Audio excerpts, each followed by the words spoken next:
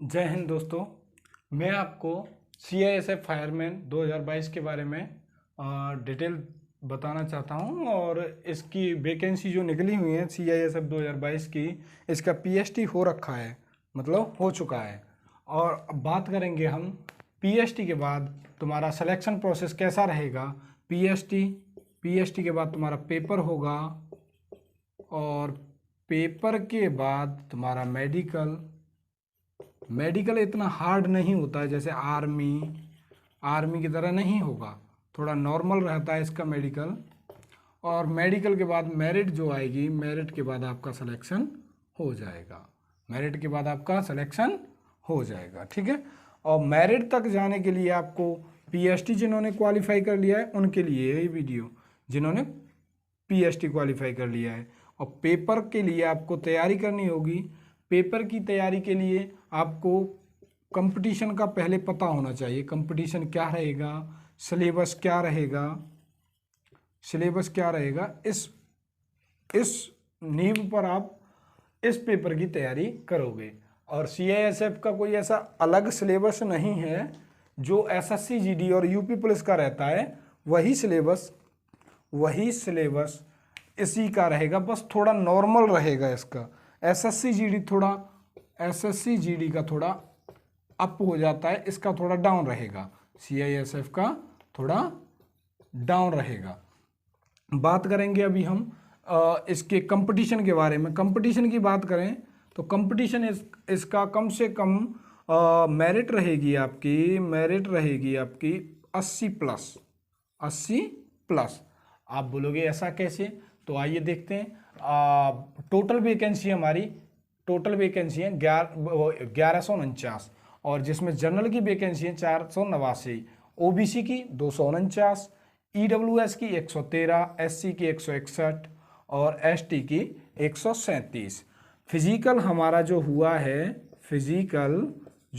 है वो CISF के सेंटर कम से कम 20 सेंटरों पे हुआ है, जहाँ से कम 60 बच्चों ने एक सेंटर से पर डे 60 बच्चों ने फिजिकल क्वालिफाई किया है।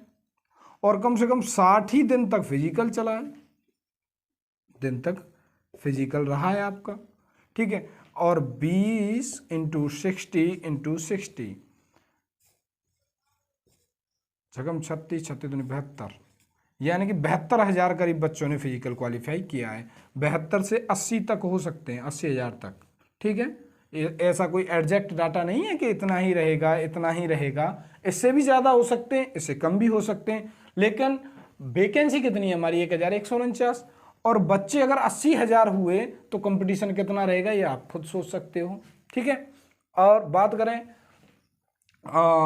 पेपर की, तो पेपर के लिए आपको 100 मार्क्स का आपका पेपर रहेगा, जिसमें 4 विषय होंगी, 4 यानी कि मैथ होगा, हिंदी होगी, रीजनिंग एंड GS, ठीक है। यही प्रोसेस रहेगा जो SSC GD का रहता है, UP पुलिस है, किसी भी पुलिस वगैरह का जो स्टेट लेवल की भर्ती होती है, जिसका भी रहता है उसी प्रकार से रहेगा। हिंदी और इंग्लिश में आप कुछ भी चुन सकते हो, हिंदी और इंग्लिश ये दोनों रहेंगे, जो आपको अच्छा लगे उसे आप कर सकते हो। और ये फुल मार्क्स के विषय हैं, ये हिंदी और इंग्लिश। इनमें से आप चाहे तो पूरे मार्क्स ला सकते हैं, मैथ में आप पूरे मार्क्स ला सकते हैं, रीजनिंग में एक आध क्वेश्चन ऐसा होता है जिसमें आपको डिफीट खाना पड़ता है, वैसे पूरे मार्क्स ला सकते हैं। बट कभी कभी क्या होता है, जैसे कि हमें लग रहा है ये हो सकता है, रीजनिंग तो तर्क है, हमें लग रहा है ये हो सकता है, और सामने वाले जो एग्जामिनर रहेगा उसे भी लगेगा दूसरा हो सकता है, हमें लग रहा है वो भी सही है, ऊपर जो सेंटर सही करेगा एग्जामिनर के हिसाब से जो होगा वही सही होगा, तो उसमें एक आध नंबर हो जाता है। और तुम्हारा GS है, GS का आप देख लेना। अब बात करें हम किस किस स्टेट से ज़्यादा वैकेंसी रही है, सबसे ज़्यादा है बिहार से वैकेंसी, जिसमें जनरल में 57 है, 34 तुम्हारी OBC में है, 12 EWS में, और SC में 19 और ST में 1, ठीक है। उसके बाद तुम्हारी यूपी में 46, जनरल में 30, OBC में 11, EWS में, और 24 है तुम्हारी SC में और ST में 1, ठीक है। राजस्थान की बात करें तो 39 हैं, 16 जनरल में, 8 हैं वैकेंसी तुम्हारी OBC में, और 4 ईडब्ल्यूएस में, और बात करें एससी की 6 और एसटी की 5। एमपी में 50 हैं, 21 तुम्हारी जनरल से, 7 तुम्हारी ओबीसी से, ईडब्ल्यूएस से 5 हैं और एससी से 7 हैं, एसटी से 10 हैं। और असम से 103 वैकेंसी है, असम से भी बहुत वैकेंसी हैं इस बार। असम से 45 तो जनरल में, 28 ओबीसी और ईडब्ल्यूएस 11, एससी एसटी एससी में 7 और 12, ठीक है। आंध्र प्रदेश से 79 और 32 जनरल में, 21 ओबीसी में और 8 वैकेंसी ईडब्ल्यूएस में, 13 एससी में और 5 एससी में।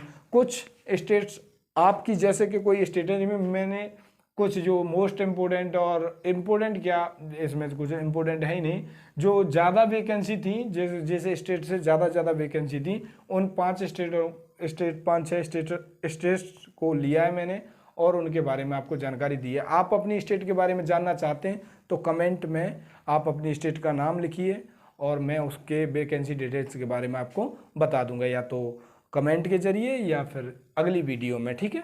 अगली वीडियो आपकी आप जब चाहोगे जब आ सकती है, ठीक है। दूसरी बात करें हम तो कंपटीशन का आपको पता ही चल गया। अब पेपर के बारे में बात करते हैं, पेपर कहाँ से और कैसा रहेगा, पेपर के बारे में हम बात करेंगे, ठीक है। और पेपर के लिए आपको पढ़ना तो पड़ेगा क्योंकि वैकेंसी बहुत कम है और पूरा यूपी इसमें, वो पूरा यूपी बात कर रहा हूँ मैं, पूरा इंडिया इसमें पार्टिसिपेट किया है फिजिकल में, और कम से कम 70 से 80 हज़ार बच्चों ने फिजिकल पास किया है। 70 से 80 हज़ार एग्जैक्ट डाटा नहीं है, ये ज़्यादा भी हो सकता है और थोड़ा कम भी हो सकता है, ठीक है। जो मेरे पास बताया गया है किसी बच्चे के द्वारा, जैसे कि आप फिजिकल दे के आए हो, आपने बताया कि सर इतने बच्चे यहाँ से रहे, इतने बच्चे वहाँ से रहे, उस लेवल से लिया है मैंने, ठीक है। अब बात करें हम बात करें सिलेबस की। सिलेबस में आपका हिंदी रहेगा 25 नंबर, ठीक है। मैथ रहेगा 25 नंबर, ठीक है। रीजनिंग 25 नंबर और जीएस 25 नंबर। ये फुल मार्क्स वाले विषय हैं, इनमें आप फुल मार्क्स ला सकते हो।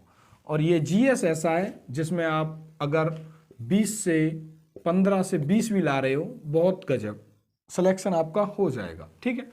इसमें हिंदी में रहेगा तुम्हारा, हिंदी की बात करें तो हिंदी में रहेगा तुम्हारा वाक्यों के लिए एक शब्द, वाक्यांशों के लिए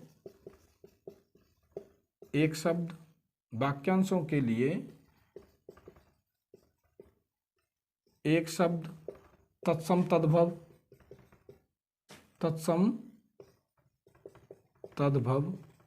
संधि, वर्णमाला, संधि, और संधि के बाद तुम्हारे रस अलंकार और भी हैं, जैसे कि तुम्हारा विलोम शब्द हैं, लिंग, कारक, और तुम्हारा अलंकार, तत्सम, और लेखक और रचनाएं, जैसे लेखक एंड रचनाएं, ठीक है। हिंदी का सिलेबस वही रहेगा जो एसएससी जीडी का, मैंने बताया था ना आपको, सिलेबस वही रहेगा जो एसएससी जीडी एंड पुलिस के लिए रहता है, स्टेट पुलिस कोई भी हो उसके लिए रहता है। बस हिंदी का सिलेबस तो वही रहेगा। मैथ की बात करें तो एससीएम, एससीएफ